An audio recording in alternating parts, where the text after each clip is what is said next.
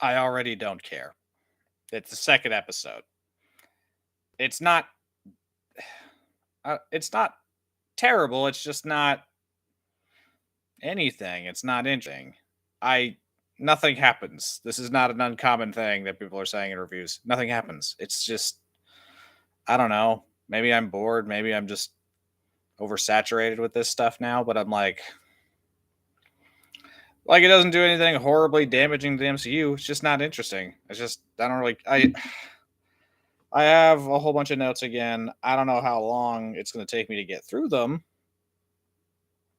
because like there's stuff that I noticed. Obviously, I wrote stuff down, but it's just not. I don't know important.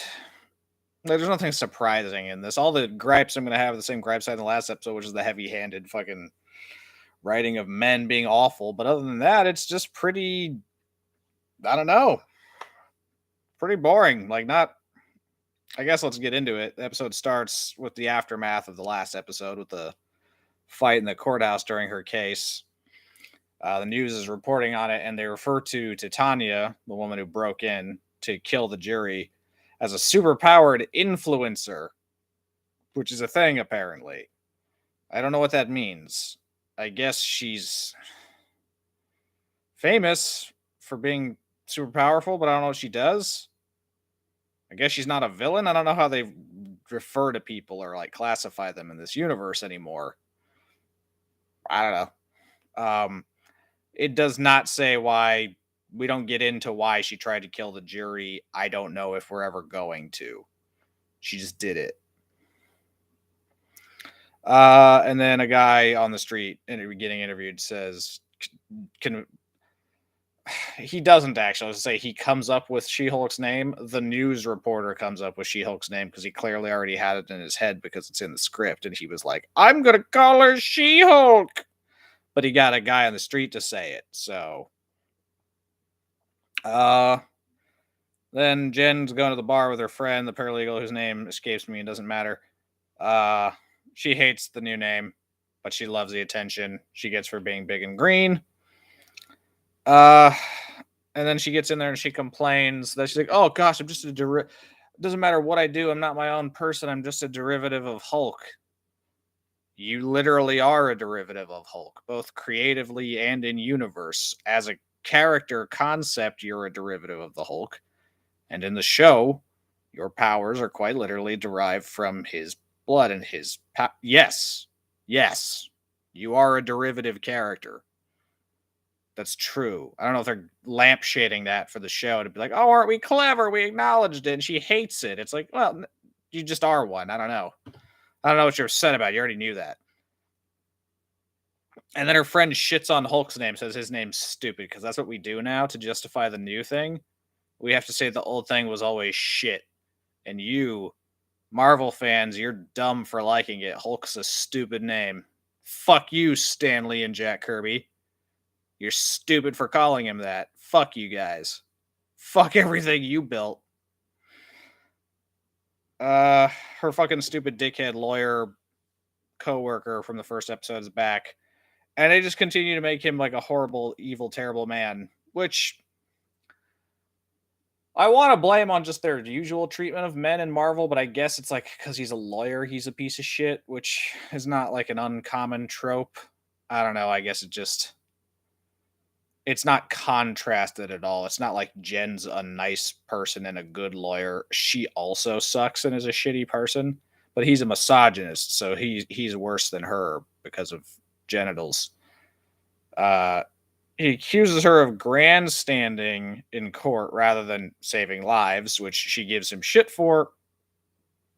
Except Jen totally didn't want to save anybody. She was absolutely okay with letting them die. She had to be convinced to go be a hero. He says her powers are nepotism. It's kind of true. And then he refers to a woman as an it as he goes to hit on her. Whatever. He's shitty. Like they've decided he's a bad man, but all the men are kind of bad men. So it's except her dad. Weirdly enough, she actually has a good dad. That's a thing Marvel doesn't do anymore. Jen hates superheroes. This line's in the trailer. She's like, So being a superhero is lame. That's for billionaires and narcissists and orphans. Even though, Tony saved the universe and then you saved people like last episode. But then you try to make it sound like you were being selfless, but you really weren't. You were going to not do anything and you were going to let those people die. And you were like really, really reluctant and felt so burdened by having to use your powers for good, because you're a lawyer and a cunt. Anyway. And then her friends are talking about, like, she's like, I don't want to be a superhero. I don't know. She's like, you could be an Avenger. And then she asks a bunch of dumb Avengers questions that are like obvious yes answers. She asks, like, do they have fucking health care? Do they have pension? Do they give maternity leave? And like, do they even get paid and all this shit? And these would be dumber questions if Falcon and Winter Soldier hadn't totally fucked that up and said, no, Tony's a piece of shit and doesn't pay Falcon. But then this show fucked out his good friend Bruce Banner, a super secret Hulk lab on a beach in Mexico with a bar and a house attached. So it's like Tony's... The only contradiction we've gotten to Tony's generosity, canon in the MCU, this has been said, is with Falcon.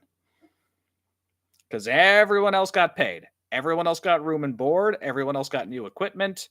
Everybody else was taken care of, except for Falcon. Now, is that because Tony Stark is racist? Or is it because none of the creators of these shows talk to each other and there is no cohesive team storytelling in the MCU anymore? I'm going to go with the latter, because I really don't think they're trying to make Tony a white supremacist, I hope. Then her boss shows up to fire her at a bar because he's a professional like that. But he doesn't want to talk to her in Hulk form. So she shrinks down because apparently after 2 beers,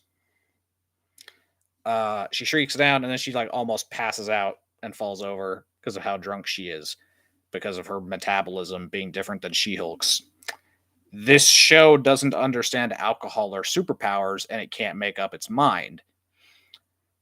They already talked about the drunk thing in the last episode where Hulk said you can drink as much as you want without getting drunk, which means you get all the buzz with none of the bad stuff, which is not how drinking works, which I went over. And then in this, she's like, oh, different metabolism. It's like, that's not, no. So if you have an enhanced metabolism as She-Hulk in your Hulk form, that means you've already processed and digested and metabolized the alcohol out of your system, which means it's not going to still be there when you shrink back down. You've already consumed it. And again, if you're not getting drunk, why are you drinking? What's the point of drinking in Hulk form? There's no point. Stop it. They just want the big green lady to get drunk, but she doesn't get drunk. And then little Jen gets drunk. It's just silly. Again, this is another thing with the transformation problem. If she was just big and green all the time, this wouldn't need to be addressed, but the show decides to spend time on these things. It's a 20-minute episode, like a regular episode of like a sitcom, basically. And this is what we're spending time on. These not funny jokes. Then the boss says that they lost the case. Well, they didn't lose the case. Jen says they won. He says, well, not really. There was a mistrial because obviously it got interrupted because someone tried to assassinate the jury. Yeah, fair. Okay, that is what would happen. Because remember, at the end of the episode, I and many other people, when she says, I'd like to give my closing statements now, it's like, no, the trial's over. No, this is clearly a mistrial. Someone tried to kill the jury in the middle of the case. It's over. We're not doing that right now. This one's getting thrown out. There can't be a fair legal process at this point. That makes sense, because that's what would happen. That case is over now. Someone else is going to handle it, or it'll be postponed to another date or something. It's done. Her boss's argument, the DA, is that the jury is now biased because she saved their lives, which, I don't know, they make it sound like that's a problem for all the cases, but it's really just a problem for this case, because all that means is that you just need to, if you wanted to retry it, you just get a new jury. And I guess you could make the further argument, if anybody saw that she was a superhero and she saved the last jury, maybe they would also be biased, but it's like, that's just the way the world works anyway. That happens all the time in trials where like they already come in with a preformed opinion. Like they try to get the most impartial people they can, but big high profile case, say like with the George Floyd case, like the jury already knows how they feel. And the court's really not going to do much to change their minds, depending on the case. And then she gets fired for basically liability to the district attorney's office, which means because her public profile is much higher because she's a superhero with powers, which means she saves people. She saved those one people that one time. But yes, now she's going to be a big distraction. She's going to come with a lot of biases and liability. So the DA, because they work for the city, says your liability. We can't have you here anymore. We literally can't use you on any case. I guess I don't actually see a problem with that. That actually seems kind of logical because, like, yeah, you can't have a government job where you're supposed to be impartial and try things within accordance of the law because it's not like you just it's yeah I what she is now is too complicated. She can't be trusted to be objective, and no one who works with her can be trusted to be objective based on her hulky nature now. Like it's just not possible. So I guess that makes sense as far as I can tell. Then she goes through a montage of trying to get new jobs where other law firms and other places say the exact same thing. They're like, yeah, you are a superhero now. You have a massive public profile. We can't hire you. You can't be a lawyer. Like it could attract negative attention. It could attract danger. Like kinds of bad shit could happen because you're a fucking Hulk. We don't want that. I don't know. I think that's fair. Like, honestly, that's one part of the show. Like, I think they're trying to pile it on. So she's like being mistreated for who she is, but I didn't even take it that way. I was just like, yeah, it's just seems perfectly reasonable. You're a big goddamn distraction. You're big and green. Blah, blah, blah, blah, blah. Oh yeah, then she's in her apartment with her friend who's dressed like she's going to a fancy dinner party, even though they're just lounging trying to find jobs for her. And on her phone, she has a screenshot of Captain America's ass because in the first episode, we talked all about sexism and how men objectify women and treat them like objects. But it's okay if she does it because she's a woman. That's fine. You can objectify men. That's okay. Right, Marvel? Right, Taika Waititi? Her family's not dead. In the comics, Jen's parents are dead. She doesn't have any brothers or sisters or extended family. It's just her and Bruce. Keeps things nice and simple. They've changed that now. She has a father, a mother, a brother, and I guess an aunt and uncle who she has to go to an awkward family dinner with. The whole scene's stupid. They say a bunch of dumb things. They create family drama for no reason for her to have family drama so she can be embarrassed by her family, embarrassed she got fired, feel bad about her life, even though she was a deputy district attorney. This whole scene's dumb and it's a self-insert because this is how the writer feels about her family and her life and how she was in her 30s and blah blah blah. This is not the character. You manufactured a scenario in which she can be like you and not like her from the comics. She doesn't have this problem and this scene didn't need to be in the show. The only upside is her dad's not a piece of shit. She actually has a good dad. That's a thing that Marvel never does. And I just, even with the getting fired, the whole family treats her like she's the loser, like she's the one who fucked up. Even though she's like a high-powered lawyer. I don't know. They still treat her like she's the pariah of the family. It's very strange. She's talking to her dad. She's embarrassed about being Hulk and she didn't want anybody to find out. Again, exact opposite of the comics. Jen pretty quickly got accustomed to being Hulk and loved it. Made her life better in every possible way. And she suddenly gives a shit about saving people. She talks to her dad about it. She's like, what was I supposed to do? Not save them? It's like, yeah, you were gonna not save them. That was already your plan because you're a selfish bitch. You were gonna let them die till your paralegal friend was like, Jen, go. And then you took your time to bitch about ripping your suit and take your shoes off so you don't destroy them. because you don't give a fuck about saving anybody. And now you're acting like, oh, well, of course that is going to help them. I must. It's like, no, you were going to let them die. You were going to do that. You were selfish. Don't turn it around now. You're an asshole. And then her dad compares her to Bruce and says, like, well, we've dealt with the Hulk before, but at least you didn't destroy a city yet. Because we'll see how good she actually is at controlling her anger, because she's been saying she is, but she really isn't. Job offer in a bar. The guy from the new law firm, her new boss, who apparently, this is where it gets really fucking weird and stupid. So he offers her a job at his law firm. His firm was representing the client, I guess, that she was going after in the case in the first episode. And somehow he is so powerful and so corrupt that he convinced the judge to declare it a mistrial. Even though they just would have done that anyway, because it's a conflict of interest now. Someone attacked the court. The legal process is already interrupted. It's a mistrial. But it's saying that he did it, and that's why she got fired. So he pulled the strings, but he's just admitting to corruption to her face. I don't know. Or maybe he applied for a mistrial. I don't know, but I think the judge would have declared it one anyway, because it's already fucked. I don't know. They made it sound like it was because of him, but it couldn't be, or it wouldn't be. I don't know. I'm not a lawyer.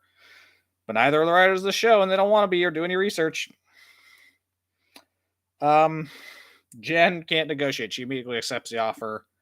They don't make any pay gap jokes in this episode, which is probably a good thing, because Jen doesn't even try to negotiate salary or talk about caseload or terms of the job or perks or benefits or anything. She just takes it. Doesn't even bother. So her one term is, I get to hire whoever it was, and my favorite line of the whole episode is the lawyer, the head of the law firm, being like, she's like, I want to be able to hire whoever I want as my paralegal, obviously meaning her friend. And the lawyer's like, I truly do not care who your paralegal is. That's nothing to do with me. That's entirely under your purview as an independent lawyer working for my firm. I don't give a fuck. He's just super based. Just didn't give a shit. He's like, that's so not important to me at all. That whole firing and hiring thing takes place in 5 minutes of screen time. It's almost like, why bother? They made her a DA or an assistant DA so she could get fired to go work at a different law firm, but it could have just been her law firm that she worked for being like, hey, we're trying to break into criminal law or superhuman law, and now we can use you for that as our poster child. They just write themselves into corners they don't need to be in, so nothing can happen. They're just filling time. There's no point to this episode. They're not spending time on things that do matter, like Bruce or Blonsky, or shit that they could actually develop, or Titania, or what was going on there. They don't pursue that at all, so I guess that's not going to be a major plot point. I do not know. They're not spending any time on what seemingly would be more important. They're spending time on shit they didn't need to do, that they're now wasting time on.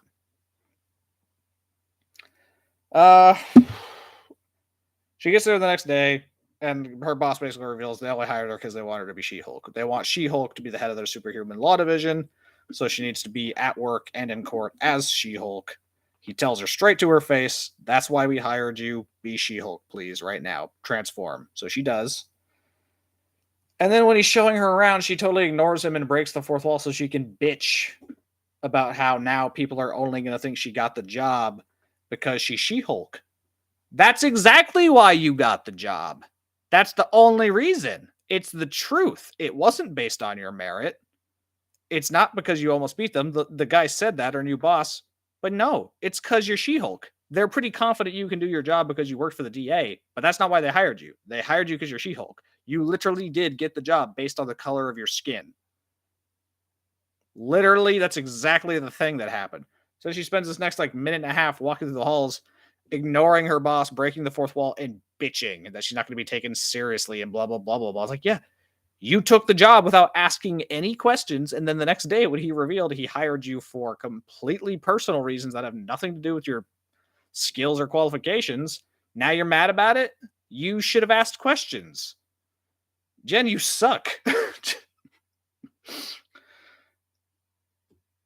It's the yeah, and then she's just bitching, and then she's not listening, and then she gets to her office, and then he asks her something to which she responds completely like unrelated that she's agnostic, and then the guy has a weird response to that, and then she looks at the camera again and goes, "I'm gonna regret not listening," or blah blah blah, fucking not paying attention, whatever he just said.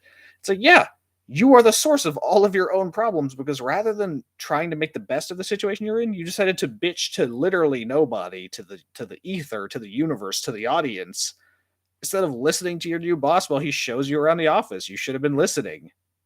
You're the source of all of your problems, Jennifer. uh she's a total sellout, and her friend are just like, oh, but yeah, I mean, you took it for the wrong reasons, but look how nice your office is. Like, look at all the stuff you get for not earning it. Isn't that great how you didn't earn any of this nice stuff? And then some dude brings up a gift basket, makes a dumb poop joke, and fucking who cares? I'm rushing through this because there's nothing to talk about. Like, it's just not, there's nothing of substance in this episode. It's all just literally this surface level nitpicking I'm doing, and that is what I'm doing. I fully admit that's all there is to do because nothing of substance really happens till a little bit when she meets Blonsky, and then that's the last thing that happens. And she goes to her boss's office, and he's basically explaining what her first case is going to be, and he's a dick, and he just like says mean things about firing people and sending them to places they don't want to go because he's a bad man. So you're just supposed to hate him. I don't hate him more than I would hate any other lawyer. He seems like a lawyer. He doesn't seem like an evil man through the eyes of a feminist. He just seemed like a dickhead boss lawyer. CGI is really bad again. The first episode was better than it looked in the trailer. This episode's exactly as bad as it looked in the trailer. She looks really weird. Her face doesn't move right. She's very static. It's very janky. It's very PS1. I don't know. It doesn't look very good. So she explains the whole conflict of interest thing. She can't do it because Blonsky tried to kill her, or tried to kill Bruce. He signed a waiver. It's fine. She can take the job. Her boss basically gives her the ultimatum, says, that's why I hired you for this case specifically. If you do not want it, you do not have a job here. So she takes it. And she goes to the prison. She goes to She-Hulk, and then they're like, no superpowers inside the prison. It's like, I don't know why that would matter. I guess unless she was there to break him out, but they don't put like an inhibitor collar on her or anything, or inject her with anything. They can't confiscate her superpowers, so it's like, I mean, she could still do it while she's inside, so I don't think it really fucking matters, but whatever. The guard's telling her to like be careful because it's a supermax like prison that houses superhumans, and she's just like making stupid jokes and not taking it seriously. Even though she's a former DA, she doesn't understand how to interview criminals in a penitentiary. And the guard has to tell her to fucking focus up and stop being an idiot. All her jokes are stolen from other things. There's no original humor in this show, and I didn't really laugh all that much. She goes in, she interviews Blonsky. Blonsky's human again, and he's acting very remorseful and regretful, and like he's sort of come around and like, you know, repented and thought on his crimes, and he's clearly lying. But Tim Roth gives a good performance as someone who's clearly trying to. He makes a very compelling story for why he's actually innocent and it wasn't really his fault, or he tries to anyway. It's not a good excuse, but like not for why he's innocent, but I guess for why he deserves leniency or clemency, basically. Because he basically just says he's like, I was working for the government. I was told this is what I was supposed to be doing. He's like, I thought I was the good guy. They offered me a chance to become like Captain America. They gave me super soldier serum and I didn't handle it well. My body rejected it and I did crazy things and I killed people and I've apologized for that profusely. He's basically just like, yeah, I thought I was following orders. I thought I was going after a fugitive, and now that fugitive, because he saved the universe, is a hero and I'm in prison. He's like, he acknowledges that fact, but he's like, yeah, he's like, that's the thing. It didn't go the way I thought it would. Apparently I'm the bad guy. And he makes a compelling point, and he does seem to be remorseful, even though he's almost certainly not. He's fucking full of shit. But he does a very good job of trying to convince Jen that he is genuinely sorry and he deserves a second chance. So then she calls Hulk to literally tell him she's taking the case, but she acts like she wants his opinion, but she totally doesn't, because Jen keeps interrupting, because she's a selfish, talkative bitch who doesn't actually care about Bruce's feelings at all. Bruce totally just forgave Blonsky because he wrote him a nice letter, even though he tried to kill him, and he did kill a lot of other people. And Bruce is just like, nah, he's probably changed. He's all right. Give him a second chance. Like, no, dude, he killed people. Like, a lot of people in Harlem. A lot of people. He's a lifer. Like, he deserves no leniency whatsoever. There is absolutely no reason to let this gamma-powered Superman out of prison at all, no matter how sorry he is. That would never happen in real life. Blonsky would life without parole. He would never leave. It wouldn't happen. Then they talk about her name, and Bruce kind of acts like he's going to give her shit for being called She-Hulk, but he says he likes it. Like, and again, this is, I guess maybe the two actors do just have a little bit of chemistry. I still like the way they talk to each other. Like, they do seem like cousins. He seems supportive, and she seems pretty playful with him, and they've got a nice relationship. Then she calls her boss and accepts the job, and at the same time turns on the news, and it's gotten out that that little cameo in Shang-Chi, where Blonsky apparently gets portaled out of prison by Wong, Sorcerer Supreme, breaks this man out of prison to compete in Fight Club tournaments in China. They actually addressed a dumb cameo they put in another movie nobody liked. So that's cool that they're starting to acknowledge continuity again and say, hey, no, this happened and we're going to talk about it and why and what it means. So we'll see where that goes. I skipped a couple things. Apparently she lives in LA, not New York, which means in the first episode when they were probably driving to Mexico. That was probably the plan, was to go to Bruce's place. So they were in LA, not New York, or they were in California, not New York. And Bruce is on a spaceship now, going somewhere, probably to deal with that thing from episode 1. So they're trying to keep their own continuity. That's good. Maybe it's going somewhere. Who knows? And then the Fight Club thing, my next note was, holy shit, it's fucking over already. It's like 20 minutes long. It went quick and nothing happened, and I've learned nothing. I don't care. Like, nothing important happened. Like, nothing really happens at all. And then at the end, there's like a post-credit scene where she's like helping her family with shit around the house because she's strong. And she's helping with like chores and stuff and favors they need. You know, like you would do. Sure. There's nothing really wrong with this episode. It's just not funny and not interesting. And I'm bored already. Granted, I've been out kind of late after work, but I'm like, this is a short video. I'm probably gonna cut it off in like 30 minutes. I didn't matter. Like I don't know. Nothing really happened, good or bad. Episode 2 exists. That's my review. We'll see where it goes. I'm not gonna quit yet, but I'm definitely disinterested to say the least. So not great, not terrible. We'll see for episode 3.